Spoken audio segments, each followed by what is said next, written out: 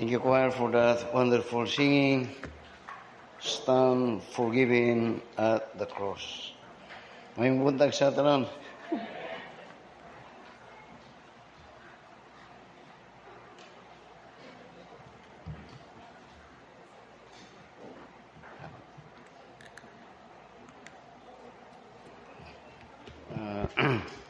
At this time, every Sunday, as I said, atong ginasundan ang mga lessons sa atong Sunday school through our preaching.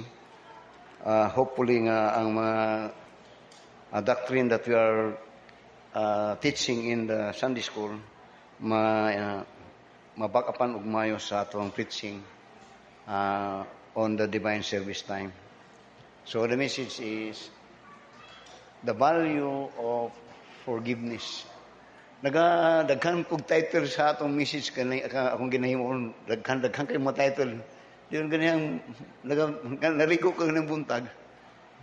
Mas came to my mind about this. The value of forgiveness.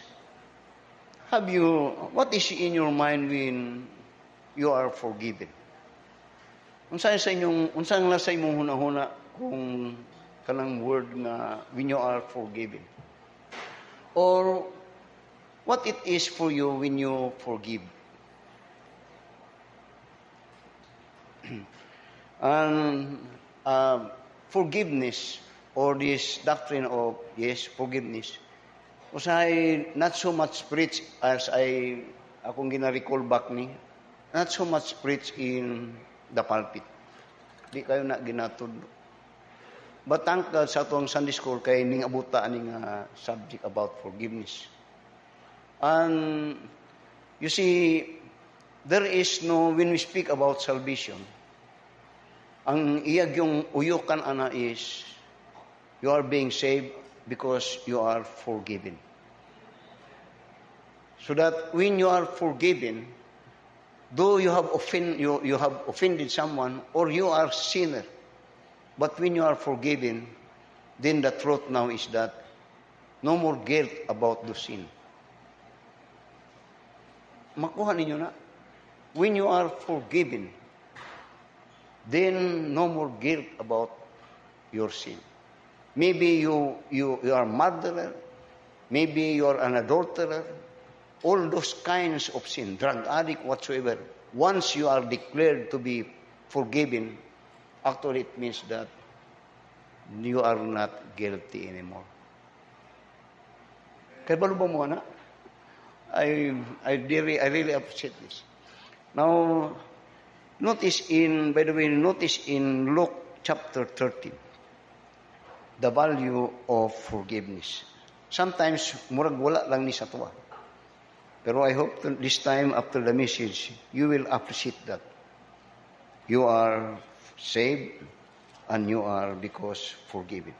Now, notice in Luke chapter 17 and in verse 1 to verse 2. In Luke chapter 17, verse 1 to verse 2, the Bible says, and the Lord Jesus Christ says to His disciples, then said He unto the disciples, notice this, it is impossible, it is impossible, but that offense will come.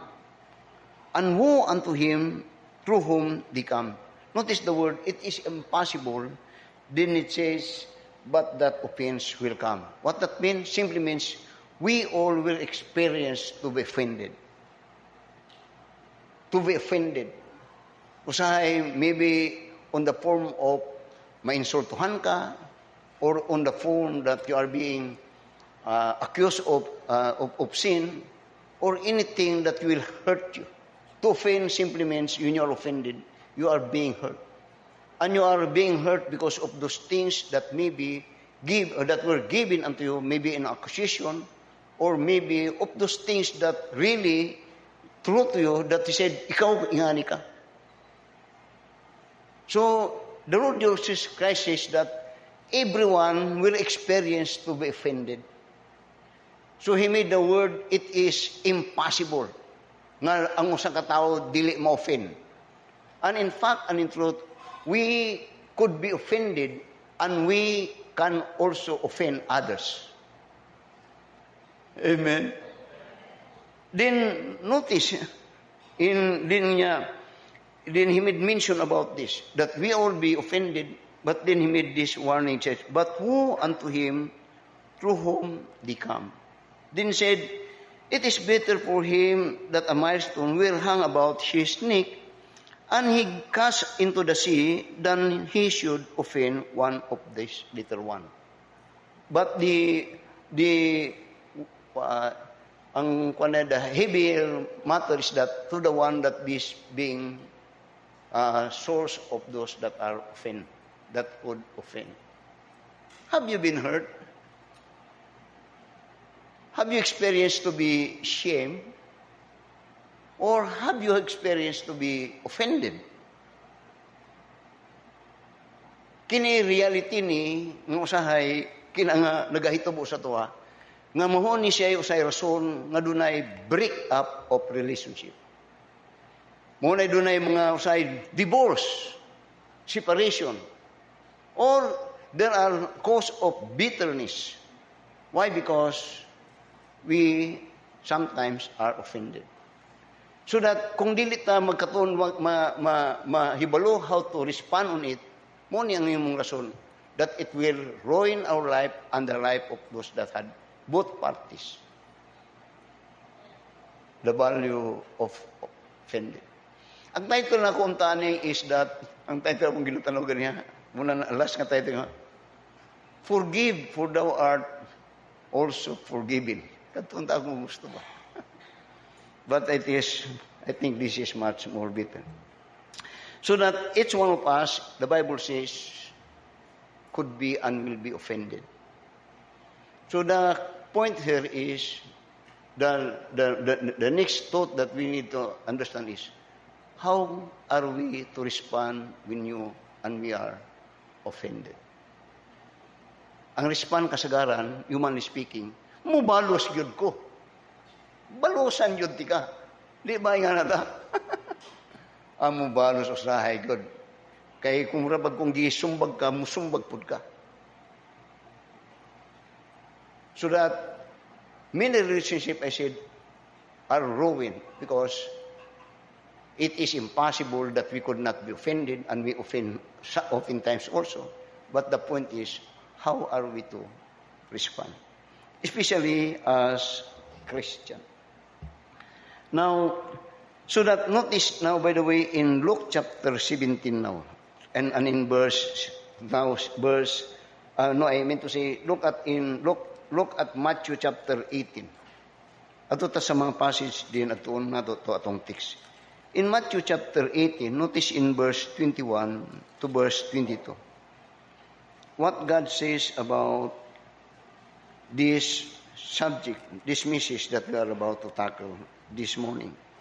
In Matthew chapter 21, notice what God says about the subject forgiveness. In Matthew chapter 18, verse 21 to verse 22, Apostle Peter came to the Lord Jesus Christ and asked this question.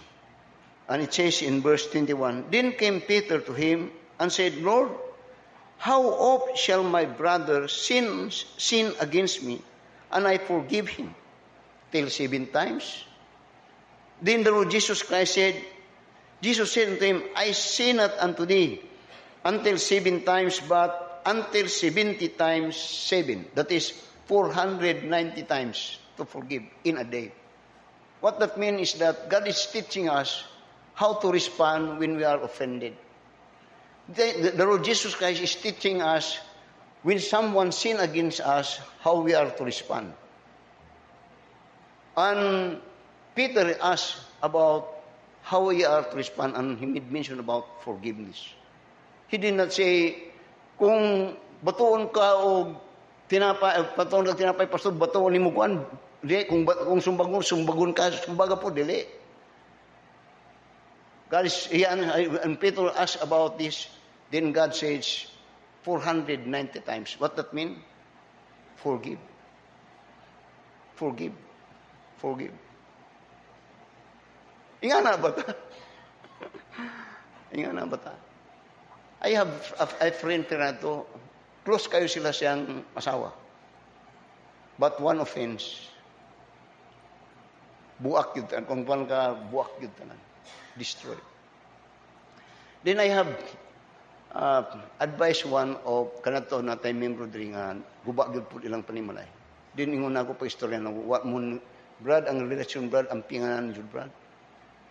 Kay either you like it or not, usahay maayo ta mo tan-aw sa offense sa uban sa uban sa tuwa. Wala ta katanaw sa how we also offended them. Then ingon ako mura ba na siya upan brad. Kanang pag nabugto gani ang hikot brad, pisi. Ibalik niyo muna, mabalik niyo muna, pero huyang na brad. So, the Lord Jesus Christ, when asked, how many times? Di niya 490 times. Are we learning? The Lord Jesus Christ is teaching us. But the fact is, are we practicing what He teaches us? Now, notice further. In Luke chapter 17, balik ta sa Luke chapter 17. And in verse 3 to verse 4. Now, actually in Matthew chapter 18, verse 21 to verse 22, the Lord Jesus Christ is speaking about the kind of response when we are offended. It is unconditional actually. Bisag kapila ka forgive. Pero sa Luke chapter 17 and verse 3 to verse 4, dire iyang gisulti ang condition for forgiveness. Tanaw sa verse 3 to verse 4. Luke chapter 17 verse 3 to verse 4. Nya, take heed to yourself, if thy brother trespass against thee, rebuke him. Dunya, and if he repent, forgive him.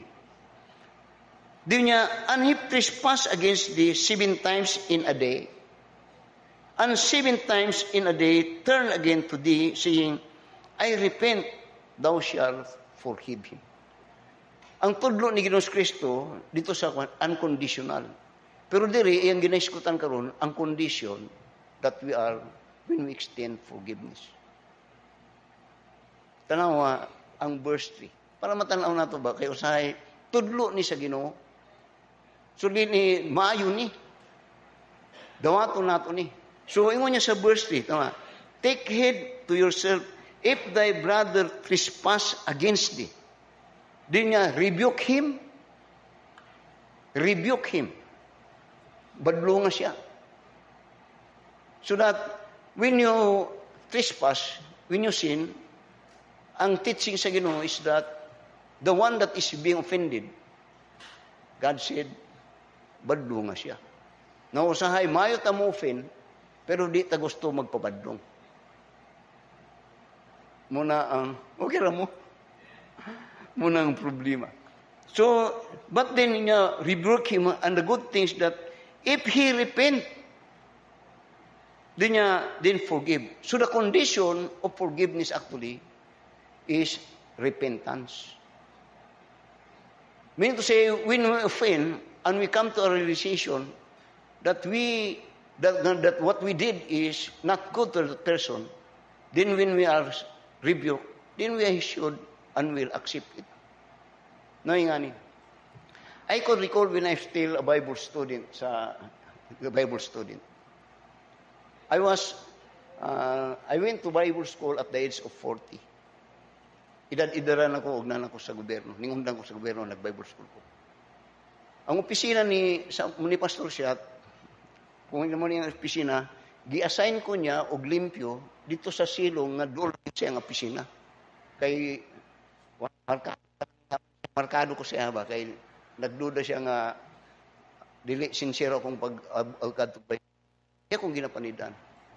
One time kay nagdali-dali devotion naman ni nagbimbi ko. Kasi kung pang ana na kung magmangkong mana pas man kayo. Ito yung siyagit siya binta. Who's cleaning there? Kadto nga Amerikano ato. Di ko nagtirong pandamay na. Come up here!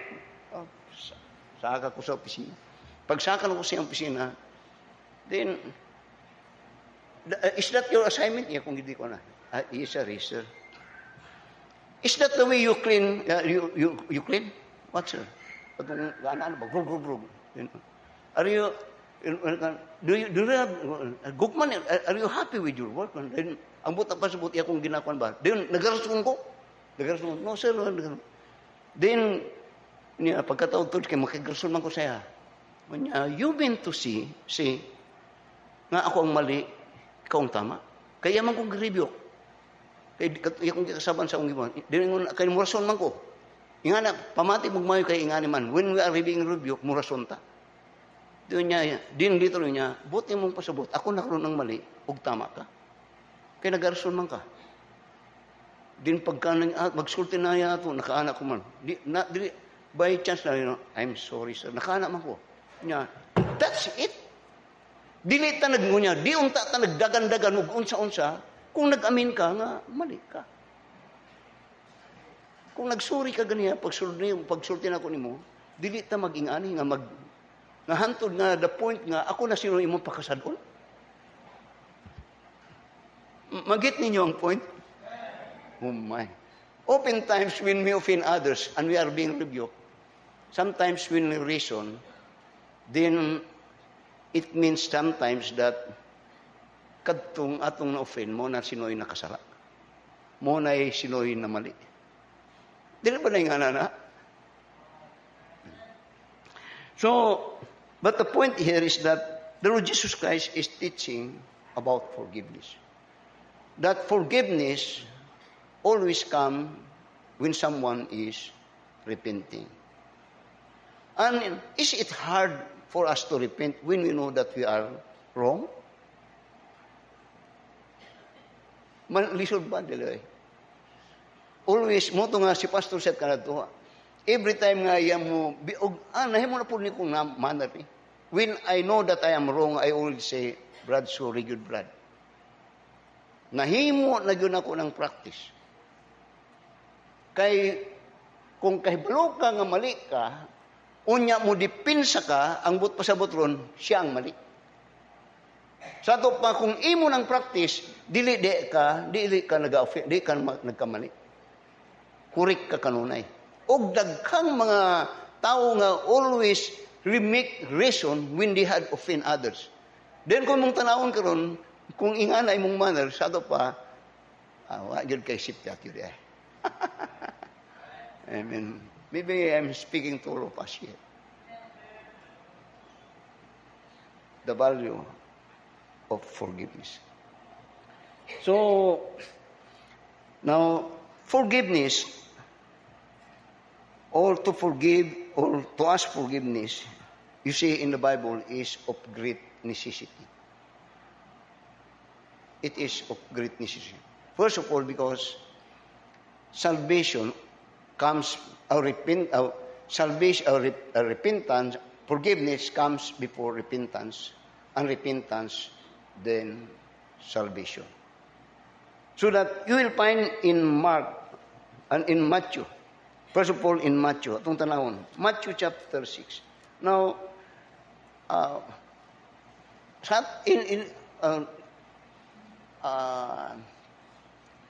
utang ko pasabot, don't be offended. I'm just teaching you today. Kita tanan. Kay hantod nga di ta makurik ani, di good tam, you could never value what the Lord Jesus Christ done for our salvation. Not unless we learn how to forgive. Now notice in Matthew chapter 6, and in verse 12 to verse 14 to verse 15. It's about praying. Now take note about this kay kini akong tanaw nato karon is kini kanunay gitudlo ni Kristo in relation to praying. And oftentimes and generally we as a Christian and even some believers are people of prayer. Pero kung itong tanawon kini usahay atong naniglik nga ginatanaw. Kay nagatanaw ta kanunay that God is faithful, which is true. But there is a part for us before we could claim about God's faithfulness. Tanaw sa verse 12 about this prayer. They said in prayer, and forgive us our debt as we forgive others' debtors. It's speaking about forgive. Di niya forgiveness. And lead us not unto temptation, but deliver us from evil. For thine is the kingdom, and the power, and the glory forever. Amen. Do you notice this? For if ye forgive men their trespasses, your heavenly Father will also forgive you. Then nga niya sa verse 15, but if ye forgive not men their trespasses, neither will your Father forgive your trespasses. Now when you are saved, you are forgiven of your sin. No more guilt. But tanawa karon diri sa diha nagatudlo si Ginoong Kristo about forgiveness, about prayer. He made mention iyang gilakip ning forgiveness. When I'm studying and thinking about this, Ginoo ko, murag nag-search ko ba? Then when I'm thinking about myself, then I relate, kinapod kining mga tao nga imong gihatag sa ko, Lord. Kay sometimes, tama na ta sa prayer, hantod sa verse 13. Pero ang verse 14, verse 15, lakip day na siya. Tinood na, Pastor, tanawin daw na to. Sa Mark now, notice now sa Mark chapter 11, in this prayer. Mark chapter 11. Notice in verse 22, then notice particularly sa verse 25 to verse 26. This is still about praying. Ngunya, and Jesus answering said unto them, have faith in God. For verily I say unto you, that whosoever shall say unto this mountain, be thou removed, and be thou cast into the sea, and shall not doubt in his heart, but shall believe that those things which he saith shall come to pass, he shall have whatsoever he saith. This is about wonderful about prayer. Therefore I say unto you, what things soever ye desire, when ye pray, believe that ye receive them, and ye shall have them. Just like in Matthew chapter 6. Then inguna po niya, sa verse 25, and when ye stand praying, forgive. Meaning to say, nag-ampo ka dito, kining mga butangan ni, appeal day ni, niya, forgive. And if ye have aught against any, that your Father also, which is in heaven, may forgive you your trespasses. But if you do not forgive, neither will your Father, which is in heaven, forgive. But if you do not forgive, neither will your Father, which is in heaven, forgive your trespasses. Now, there was a time nga doon ako'y very close nga pastor, amigo nga pastor. Nato'y kabikil niya, nato'y kuhan ko, habalo ko itong problema nila. Abinin mo ang iyang isulti sa ako. Ako, tamnan ko gyud na og kawayan. Yang tamnan ko gyud na kawayan. But pasabot, di gyud na ako ni mapasaylo ning iyang gibuhat sa ako. Now, that is evil. Why? Because if God can forgive you, how could you not forgive others? Usahan niyo. Now you see, one of the causes of unforgiving heart is bitterness. And that is not good. Labi na sa mga, nagkan kog kay balo, nga bisag mag-asawa, magtiayon. That it was ruined. Why? Because of it. And it is very sad. And here you will find the gravity of unforgiveness. Because God says, if you could not forgive others, neither God could forgive you. Then oftentimes we say that we are forgiven of God. But sa ato mismo, di ta makapasaylo. What that mean? Dili to tinood imong claim that you are forgiven. Yan, face to face. Why? Because God says, tulo ni nga mga verse, God says, if you could not forgive, neither pasaylo unti ka. What that mean? God requires for you to forgive. Amen. Amen. So that in Matthew chapter 18, now this is all for us. As your pastor, it is my duty bound. Because maybe, doon ay mga butang, anong ingani man ang Ginoo sa kuha? Base diritang lapitan na nataan nga lapit. So, notice in Matthew chapter 18, again, in verse 7 to verse 9. Ng mga Bible Baptist, sa ito pa, Biblia ni. Now, this is God's teaching. And when you say that you have faith in God, therefore, faith is believing, therefore, believe that this is what God wants you to do and to be. Unya sa Matthew chapter 18, and in verse 7 to verse 9, notice the gravity of unforgiving. Unya, woe unto the world because of offenses. For it must needs be that offenses come, but woe to that man by whom the offense cometh. Wherefore, if thy hand or thy foot offend thee, cut them off, and cast them from thee. It is better for thee to enter into life hot or maimed, rather than having 2 hands or 2 feet to be cast into the everlasting fire. And if thine eye offend thee, pluck it out, cast it from thee. It is better for thee to enter into life with 1 eye, rather than having 2 eyes to be cast into hell. Kung sabot pasabot din ha, God is telling us that we are not to offend as much as possible. That we are to take care of us, of ourselves. Because, usay mo na nga maingat ta, pero dili po nga maingat ta. Pero, ingon sa Biblia po, ingon niya ganiha nga, it is impossible that we cannot be offended. And it is that we cannot be offended. We could all be offended. And that is true to each one of us. But the point here is that, again, I repeat, the response when you are and when we are rebuked. Kadto kang pastor siya, I tell you, dito ko naka-learn how to respond when we offend others. Ngunit pastor siya, we have long discussed this. You always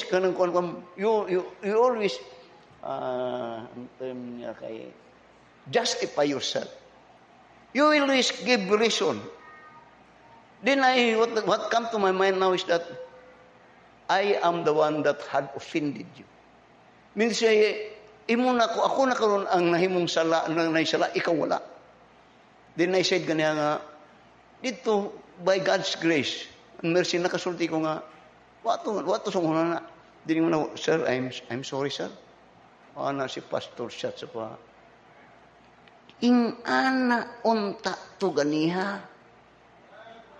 Dili ning dako ni. Because when you say sorry, then you accept that you are guilty. Then you accept you are wrong. Then when you ask for forgiveness, that could be given now. Amen. Amen. Now, tanawa sa Matthew chapter 18, further. In verse 23 to verse 36. Ako saning, now, akong ginatanaw diri, ang atong relationship. Diyan tantod, dito na punta sa Ginoo. Kaya importante ning atong tanawon.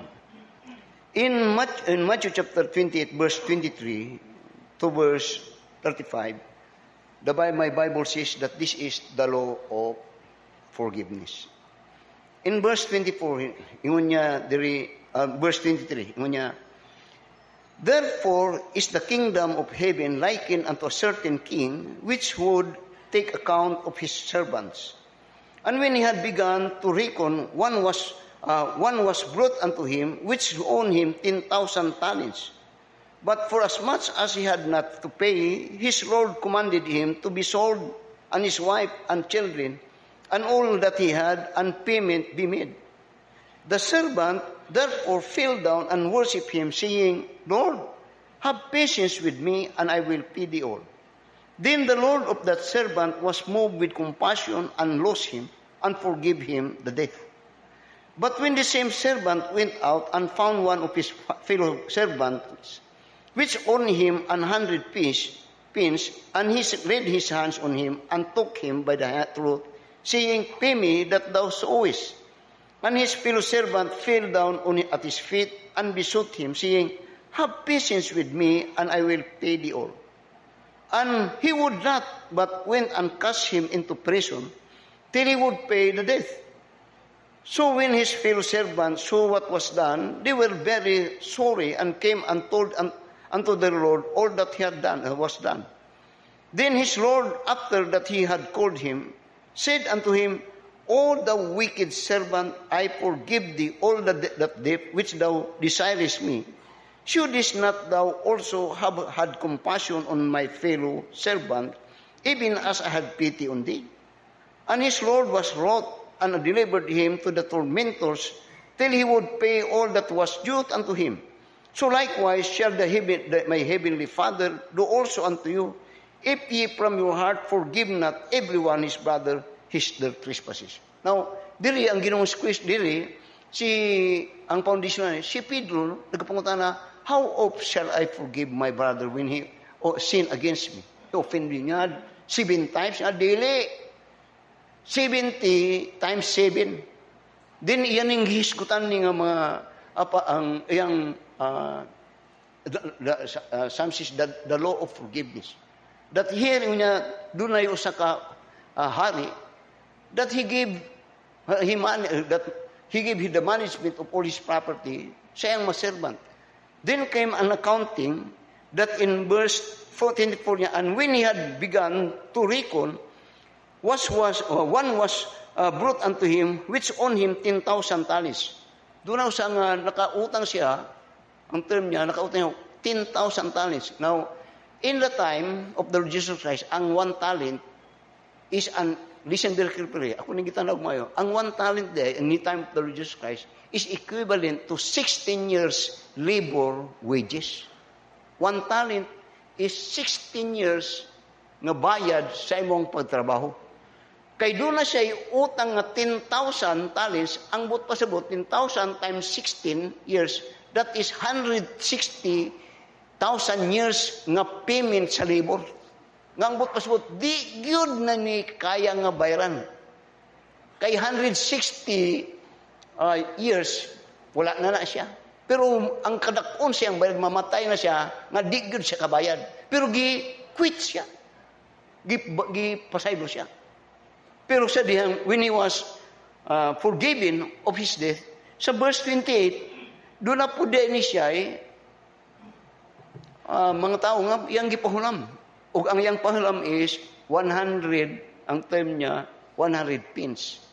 Ang 100 pence, in the time of the Lord Jesus Christ, is equivalent to 100, ang term niya is, how many pence? 100 pence. Ang iyang equivalent na is 100 days work pay, 100 days. Katong 1 talent, 16 years. So, makita niyo ang kanya? Ang kanyang kapirti kadako nga yung utang na pasaylo sa master, karon di siya makapasaylo na itong pirting gamaya nga hulam sa iyang. What that mean? He's speaking about each one of us. That when you are saved, all your sins are forgiven. Your sins that you could not pay even when you die. And it was all paid by the Lord Jesus Christ when He died on the cross. Now here comes ang atong diri na taron. Muna iyang ginabot pasabot. That when we are forgiven, God taught us also to forgive. Now, when a man, kung ang usa ka tawo tinuod na Kristiyano, naa niya prinsipyo siya, then he understand what it means to be saved. To be saved is simply means that we are forgiven. And when we are forgiven, all our sin quits na sa Ginoo. And it was paid for of the Lord Jesus Christ when He died on the cross, Calvary. Amen. Now, think about this. Mayamdong ko kanadto, kaya Doon ako ning ginaistorya kanunay sa inyo, ha? Nami gamay nga property ka na to sa Pagadan City. Ug bisag karon apa dito ang akong bahin. Duha to ka loti. Ang usa is 8,000 square meter. Ang usa duha to. Ang usa 2,000 square meter. 1 hectare. Pero duha ka titulo. Kadtong 2,000 square meter along the highway to, gibaligyan na sa akong kinamagulangan nga igsoon, buhi pa akong magulang karon. Ang nakapalit, rural transit. Nasa Tiguma. Parkingan yun, Brad. Gibaligyan niya nga without my knowledge and my mother's. Akong mama kadto na naman sa ako, Nagbakasyon akong mama, pagbakasyon to, iyamang papirma-pirma akong mama og gisindikato niya to make the story short. Wa ko kay balo. Pagka akong pag-igaw to, yan akong tiksa nga, bahini mibi, milyonaryo naman dahil mo. Walang ko kan. Taod-taod akong baligya naman dahil. Perting suko na ako, brad. Siyempre, napa ko sa dinar ito, perting suko agin ako. Adto ko dito. Pag adto na ako silang balay, iya pag-yun ko gano'n, kasi baligya, pataka lang man ka. Naman ta sa gobyerno, adto na ako sa Register of Deeds. Nagyod, kuha na ako ang mga deed of siltanan. Balik ko siya ng balay, pundak na akong papilis. To make the story short, iyakong gibahin na gamay. Gamay na lang yun, kinahuman naman nila. Pero bukal-bukal ang dugo. Kadtong 8,000, ako naman nag-istorya sa inyo ba? Repetition, 8,000 square meter akong gibuhat. Gi-transfer na ako sa ngalan, kaya akong mama kanto naman sa Davao. Gipapirma po akong mama tatanan. Nabalhin yun ang titulo sa akong ngalan. Nabalhin yun. Pagkahibalo nila ito, akalampag siya. Kaya naisahan man sila. That was 1994. Gipasag na sila nga konsumisyon na siya. Kaya ako na yun ang titulo. Pagka later on kayo magpastoray naman ko, mag-Bible school ko. Abinin mo siya kung himo. Ning kayo ni pastor siya, tanto niya. Brother, if you are indeed call of God and you go to Bible, you attend Bible school, mag-Bible school ka, then later, bintulang pasok ka, you return back to your place. Preach the gospel, make reconciliation on whatsoever people do. Ning adto sa muna ang titulo. To make the story akong gibuhat, subdivide na po na ako ang titulo. Ako nag-operasyon na ako, gipasubdivide.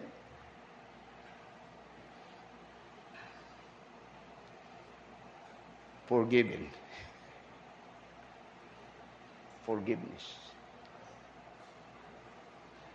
Later on, karon maluoy ko sila.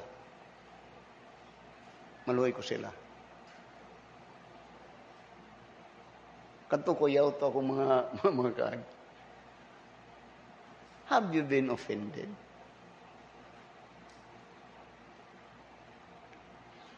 So, you will find here that the Lord Jesus Christ is speaking about the value of forgiveness. And so that God demands for every so-called Christian, and you are Christian because you are saved. And when you are saved, it means to say, you are forgiven. And when you are forgiven, it means no more guilt. So, Pastor, tanaw gud ang kon sa Ginoo. Your sin before are forgiven, your sin today are forgiven, even future sin. No more guilt. That is what it means to be forgiven. Why? Because forgiveness simply means, I believe, is cleansing. Cleansing from all your guilt. And that is because your sin are washed by the blood of Christ. So now you will enter heaven. Amen. Now, you see, when a person extend forgiveness, karon save ka. When you extend forgiveness as a Christian, it means that you understand truly what it means to be saved. Nasabtan ni mo na. Nga ako makasasala ko, pero luwas ka lang winisay din, ako makasasala ko, luwas ko, ang but pasabot, napasaylo ka. I said in my introduction, have you been experienced to extend forgiveness? Una-una daw. Then if you have experienced to extend forgiveness, what do you feel to those that had offended you? Parang tinuod na pa sa inyo, ha? The truth is, just like the principle that it is blessed to give than to receive. When you extend forgiveness, mas malipayon ka kaysa kadtong nauka-offense. Now, think with me. Kay a person that never or could not extend forgiveness, the Lord Jesus Christ said, he had not also received forgiveness to God. Nga, if you'll not forgive, neither will I forgive you. Muna isulti siya, no? Tinood na, Pastor, muna nakasulat siyang pulong. And in fact, forgiveness many times is incorporated in praying. Sa Matthew chapter 6, verse 9 to verse 15, Mark chapter 11, verse 20 to verse 2, iya good na kanunay. For what good for God answering your prayer when maybe your praying, asking, is for distraction, still for others? Kanang ka, Pastor, kay Lord, kay mo. So, now, notice this. God should demand that we are to forgive because we are forgiven. Now, notice in Luke chapter 23. Okay lang mo? So, Luke chapter 23, you will find here, when the Lord Jesus Christ was crucified, He was hanging on the cross. Notice the first word that He said. Sa Luke chapter 23, and in verse 34, when He was hanging on the cross, this is what He said. Then said Jesus, Father, forgive them, for they know not what they do. Unsa na? Kiniwa sila kasabot, wa sila kahibalo, sila kahimo. That is on the part of those that had offended Christ. Forgive them. Have you experienced to offend others not knowing what you're doing? Muna ko kung imong tanawon sa, follow me very carefully. Muna ko sa Luke chapter, kung imong tanawon, Luke chapter 15, when the prodigal son had experienced so much pain, there come a time of realization. And the realization that is that he is in the process of repenting. But you will find that when he was there repenting, he made this statement, and he came to his senses. And when he came to his senses, then ang next is, he came to realization that he had sinned against his father, and then he is now asking for forgiveness. Masunda ko ninyo. Now, doon ay mga panahon, now follow me, na yung mga panahon nga doon tayo, kuyaw ka ng bugat na mo, nagyod ni, mo niyang bisang masakitan. Pero doon ay ba yung mga panahon nga, muabot na panahon nga, maldi, magyod to, gyud. Sa'yo, pag yun to, nga naman to. Wala mo, anak? Maldi, magyod to. When the Lord Jesus Christ was high, He said, forgive them. Because certainly sometimes, of that evil emotion that sometimes mawa ta sa good reason. Now, tanawa si Stephen. In Acts chapter 7 and in verse 69, Stephen was so offended. He was stoned, and he was stoned to death. But you will find in verse 69, he said, and he knelt down and cried with a loud voice, Lord, lay not this sin to their charge. And if he said, forgive them. Forgive them. Now, Stephen was a man of God. Though it was not written here, but he understand that he was also a guilty sinner, and he was forgiven. And at the state when he was opposed to God and opposed to His church, he was ignorant. I forgive them for they know not what they do. Then later on, when he was then again offended, then he realized, if God had considered me, if God had forgiven me, then niya lay not discharge unto them. Doon ay mga butang okay ra mo. No, tanawa. So that, because of this, notice what Apostle Paul teaches now. The Lord Jesus Christ teaches about forgiveness. The first great deacon of the church still teaching about forgiveness. Then notice in Ephesians chapter 4, when Apostle Paul is teaching about this, notice what he said in verse 30 to verse 32. In Ephesians chapter 4, verse 30 to verse 32, now the epistles of Apostle Paul, this is what now said in relation to this forgiveness niya. And grieve not the Holy Spirit of God, whereby ye are sealed unto the day of redemption. Now you see, a bitter heart or bitterness is a heart that is not good with God. It grieves the heart of God. Then notice in verse 31, let all bitterness and wrath and anger and clamor and evil speaking be put away from you with all malice. Now sa verse 31, mo ni ang mga attitude sa ato when we are offending or even offended. Then in verse 32 niya, and be ye kind one to another, tender-hearted. Then niya, forgiving one another, even as God for Christ's sake hath forgiven.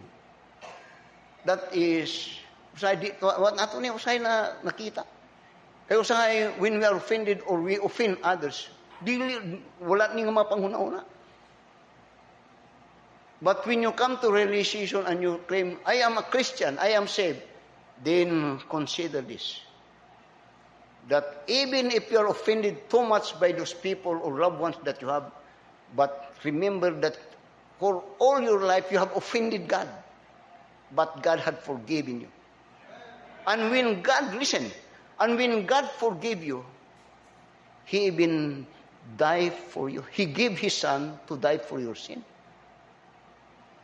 Now, tanawa, another. In Colossians chapter 3, and in verse 12 to verse 13.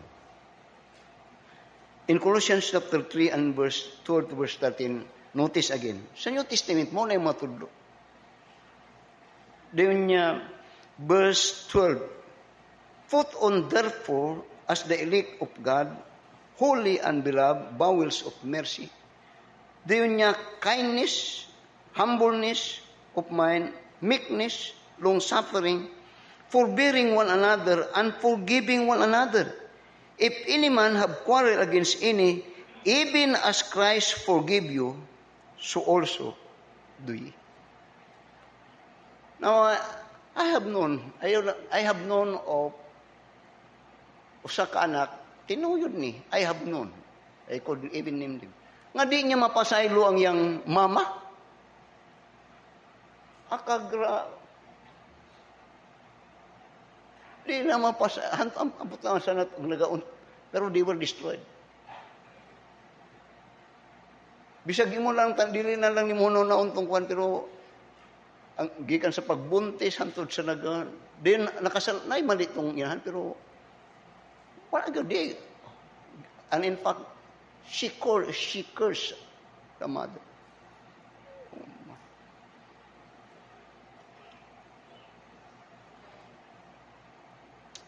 You see, Apostle Paul is teaching on the word of God from God, Lord Jesus Christ, even in the epistles. God is teaching about this doctrine that we are to forgive. Now, you see, don't you know that in the Bible there is what we call, I'm about to close, so that you will appreciate God's forgiveness and how we appreciate to forgive others. Now, in the Bible there is what we call two types of forgiveness. There is what we call human forgiveness and divine forgiveness. Kadungog lang mo ni kanunay. Pero mas may mga human forgiveness and divine forgiveness. Duha na siya. When we speak about human forgiveness, oftentimes when we are offended of someone, sometimes, ang nasa tungaw na, usay kasuhon gud. Bisag sa korte. Nga, when one had sinned against us, sometimes we want to retaliate to them. Atong response is to hurt them. Or on the relationship sa atong anak, kasagaran, kung makasala atong anak, sulti na bunalan yun na ako ning batani. Or i-cut off na ako ang iyang allowance. Or something to hurt the child. But oftentimes, when we speak about human forgiveness, but oftentimes, when the child learned that he offended or he sinned against his mother or father or parents, will ask for forgiveness, naagod na inner sa atong kasing-kasing nga mo extend sa pasaylo. Basta mga pasaylo ang atong anak. That in human forgiveness, sometimes and oftentimes, the penalty is withdrawn when the guilty surrender and accept that he sinned. And not only that, sometimes gani, ato pagyud siyang palipayan. Magit ko ninyo? O kinibisan po sa atong relasyon ng mga mag-asawa o magkankuan mo sahay, kung may nagpasaylo, katong atong kalugot nga, bulagan na ako niyan, mawa to. Dahil sa atong itreat. That is the side of human forgiveness. Ug mauna ang atong practice. But when we speak about divine forgiveness, we speak the forgiveness of God of our sin. Now, by the way, you see, listen, when you sin against man, or mo kasala ka bisag kinsa sa imong asawa, anak, mga amigo, and all everything, don't you know that when you commit sin against man, actually, you commit it against God. Usay mo na itong ginatanaw. Halimbawa karon ning patay ang sa katao. Atong pagtanaw karon that this kan ang mga relatives sa gipatay mo to ang atong na-offend. Pero wata ka sa wata na ibalo nga ang Ginoo day ang first of all ang na-offend nato. Kay mo niya, thou shall not kill man. Or when we commit adultery, sometimes we offended katong pero actually thou shall ang Ginoo na tanan. So that every sin that we commit actually is a sin against God by disobeying His command. But when we speak about that, so that the Bible teaches us that the payment of sin is death. That God should demand that every man that sin must pay his sin by death. Pero sa human side of forgiveness, wala to. So that when a person is saved, meaning to say, he is forgiven of his sin. And when he is forgiven of his sin by God, it means that that sin is being paid for. And the one that paid our sin is Jesus Christ through his death. So that when God extends his forgiveness, when you sin, when you kill, you steal, when you go against, you worship idols and so on and so forth, when you ask forgiveness of God, God did not withdraw the penalty of your sin. So that when you are forgiven of God, actually, God could extend his forgiveness by not disobeying his law, that sin might be paid for. But rather, when he offered forgiveness, actually, he paid the penalty of your sin. Magit ko ninyo? Muna nga, once you are forgiven, we are forgiven that nga dili but na quits ang atong sala kadto nabayran to. Gibayran to ning Ginoong Kristo. So that when God now extend his forgiveness did not break his law. Muna sa Matthew chapter 28. About to close. Matthew chapter 28. Notice in verse 26. Notice in verse 28. Matthew chapter 26, verse 28. Unya, for this is my blood of the New Testament, which is shed for many for the remission of sins. The word remission is forgiveness of sin. So that when a person believes and receives Christ, then we say that he is saved. And we say that he is saved. And when he is saved, it simply means that he is repented. And when he is repented, actually, it is because he realized his sin and he asked God's forgiveness. Amen. The value of forgiveness. God's forgiveness for us is too high. The payment of His forgiveness is too high of value. Because His only Son paid on it, on His death on the cross. So valuable. So that there is no reason that we could not forgive others. Is there anyone who had offended you? Think about that. Doon ba yung naka-offend or you have offended? If you are offended, remember that you are forgiven. And God should desire that you also extend forgiveness. And if you are the one that had offended or had offended, realize it. Ask God's forgiveness likewise. Because greater is the condemnation of the one that is the source of offense. But yet, remember that in 2 Peter chapter 3, verse 9, then I will close. The word of God says,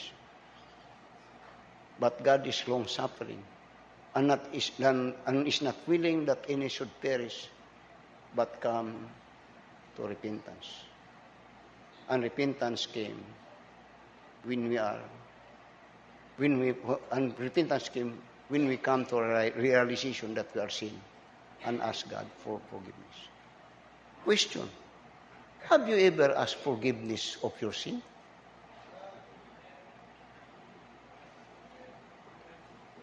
Usahay nahimo na ning usahay atong mga relationship sa atong pamanay. Usahay yano-yano na lang nato atong mga ginikanan ko wala na. Kay murag nahimo nang wala na niya value about asking for forgiveness. Nahimong easy na. Ako naman, luwas naman ko, makasabot naman na sila. Forgiveness, lastly, is an act of humility.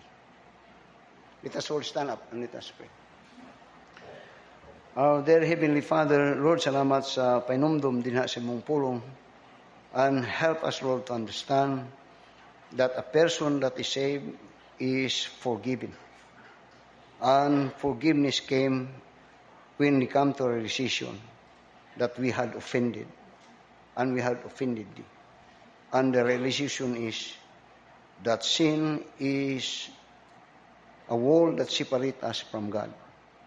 And in prayer, God taught us that if we forgive not others, then God said He will not forgive us. Sometimes we overlook on these passages.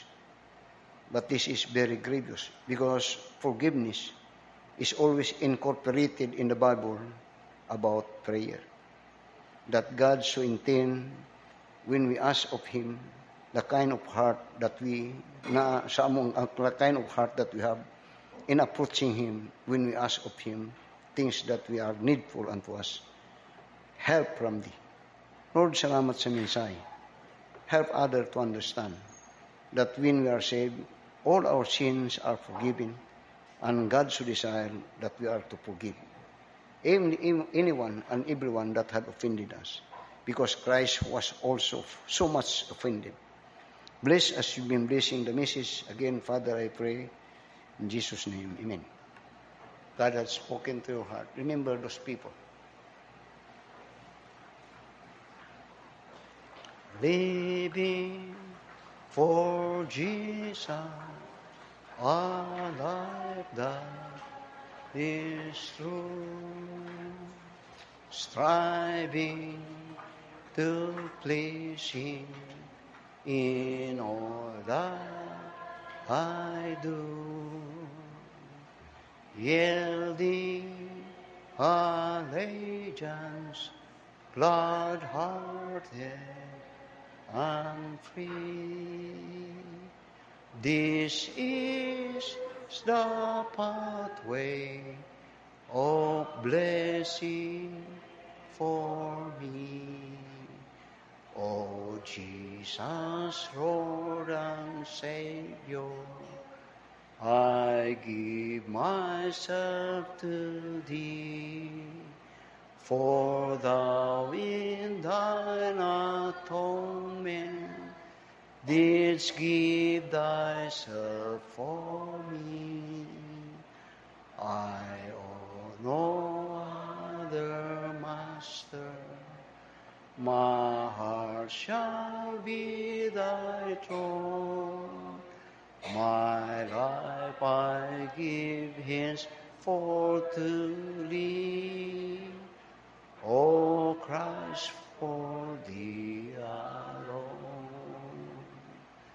Living for Jesus, who died in my place, bearing on Calvary my sin and disgrace. Such love constrains me to answer His call. Follow His leading and give Him my all. O Jesus, Lord and Savior, I give myself to Thee, for Thou in Thine atonement didst give Thyself for me. I owe no other master, my trust shall be Thy throne. My life I give henceforth to Thee. Oh, before we sing that last verse, I came to my mind about the book that I once read. A book written by Tin Boon, ang iyang ngalan. She was a Christian lady, woman. She was in prison in a German camp in World War II. Then come sa dihang, pero the stories that nag-abot sa camp, there was a, kung kwan pa, head of the prisoner, of the guard, prisoner guard, that abused her. Girip siya, gipasapasahan siya. Grabing, every time na siya gitripingan, she was so much molested. Kung nakabasa mo na. Sa yung huna-huna sa Christian, he was, heavy kayo huna mga, ang iyang, kanunin mga picture na yung kung kung lapastangan nga yung gibuhat sa iyaba. Then come a time nga nag-atbang sila ato nga sa court. Korte sa manong istorya kadtong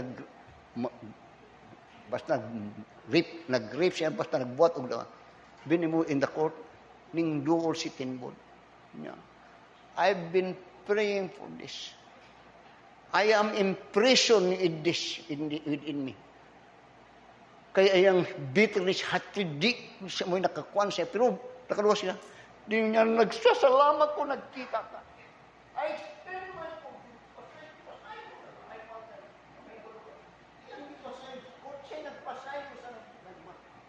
Then I want to be free. I want to be free.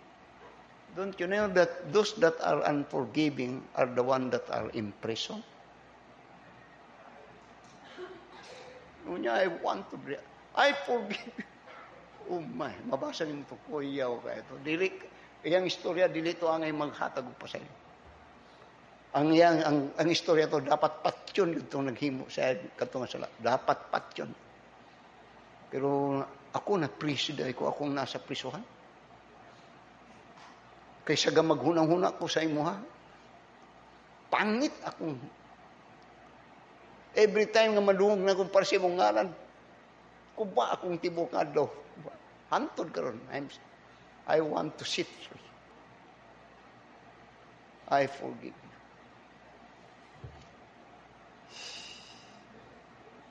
Kanadto may numdum ko kanadto. Kadtong at the time nga gitikasan ko sa kumugulang, di gyud ko makatulog-tulog. Then sa dehang trabaho na ako to, di gyapon ko makatulog-tulog. Ngana sa ko when I extended my forgiveness, gibahin-bahin ako, then I was free.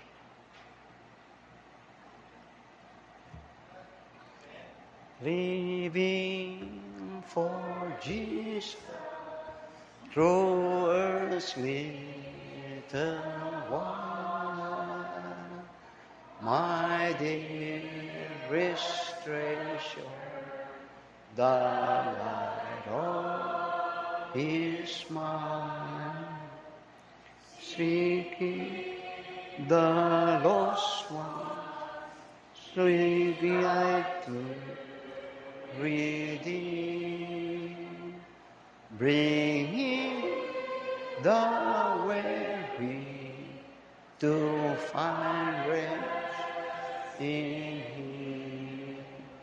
Oh, Jesus, Lord and Savior, I give myself to Thee, for Thou in Thine atonement didst give Thyself for me. I owe no other master, my heart shall be Thy throne. My life I give henceforth to Thee, O Christ. Okay, thank you for your attention. Brother Gilmer will come for closing prayer.